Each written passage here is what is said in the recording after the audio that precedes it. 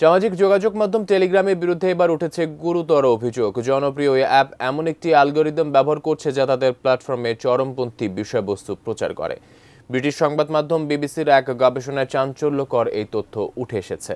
এর আগেও টেলিগ্রাম তাদের নানা কার্যকলাপ নিয়ে বেশ আলোচনায় ছিল, তবে এবারের অভিযোগে সামাজিক এই মাধ্যমটির ভবিষ্যৎ এখন প্রশ্নবিদ্ধ।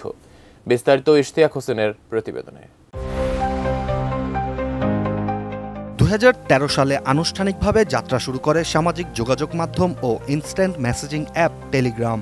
বর্তমানে প্রায় 1 বিলিয়ন বা 100 কোটি ব্যবহারকারী নিয়ে এই প্ল্যাটফর্মটি অন্যান্য সামাজিক মাধ্যমের তুলনায় খুব দ্রুত জনপ্রিয়তা অর্জন করেছে।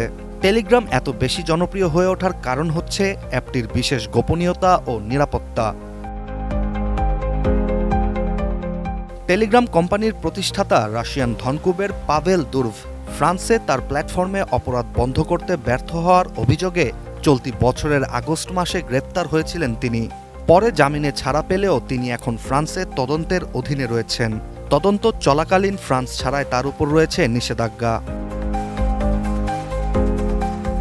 টেলিগ্রাম প্রতিষ্ঠাতা পাভেল দুরভ এতদিন তার বিরুদ্ধে তুলে ধরা সকল অভিযোগ অস্বীকার করলেও এবার মার্কিন নাগরিক অধিকার সংস্থা সাউদার্ন পভার্টি ল সেন্টারের এক রিসার্চে মিলেছে টেলিগ্রামের সব কুকর্মের তথ্য।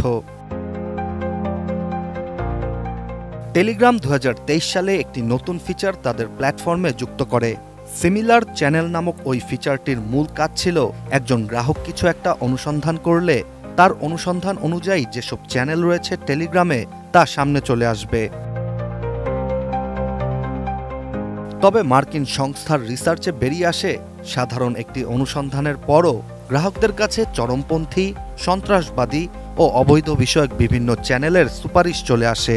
এছাড়াও দেখা গেছে সেলিব্রিটি বা প্রযুক্তির মতো বিষয়গুলি ব্রাউজ করলেও ব্যবহারকারীদের কাছে চরমপন্থী চ্যানেলের সুপারিশই আসে, যেখানে টেলিগ্রাম দাবি করে আসছে যে ব্যবহারকারীরা শুধুমাত্র তাদের অনুসন্ধান কিংবা পছন্দের ভিত্তিতেই ভিন্ন ভিন্ন সুপারিশ পেয়ে থাকেন। এছাড়া অটোমেটিক সিস্টেমের মাধ্যমে প্রতিদিন লক্ষ লক্ষ ক্ষতিকারক জিনিস টেলিগ্রাম তাদের প্ল্যাটফর্ম থেকে ফেলে দেয়। মার্কিন সংস্থাটি তাদের প্রতিবেদনের জন্য একসাথে 28,000টি টেলিগ্রাম চ্যানেল নিয়ে গবেষণা করে।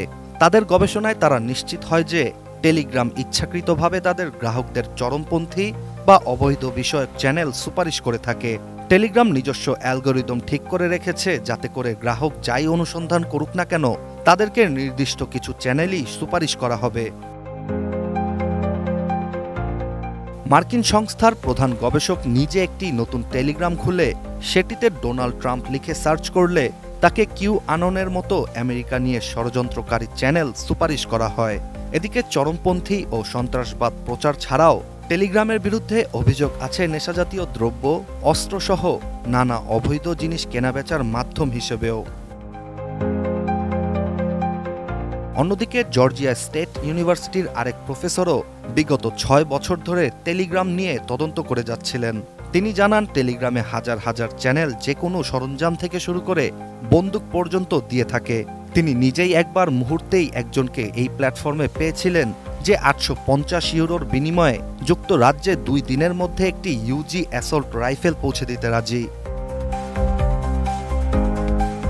জর্জিয়া স্টেট ইউনিভার্সিটির প্রফেসর ও মার্কিন সংস্থা উভয়ই শতভাগ নিশ্চিত যে টেলিগ্রাম একটি সন্ত্রাসী ও উগ্রবাদীদের কারখানা।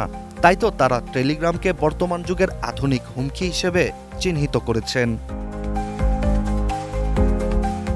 Ishtiaq Hossain, ATN news.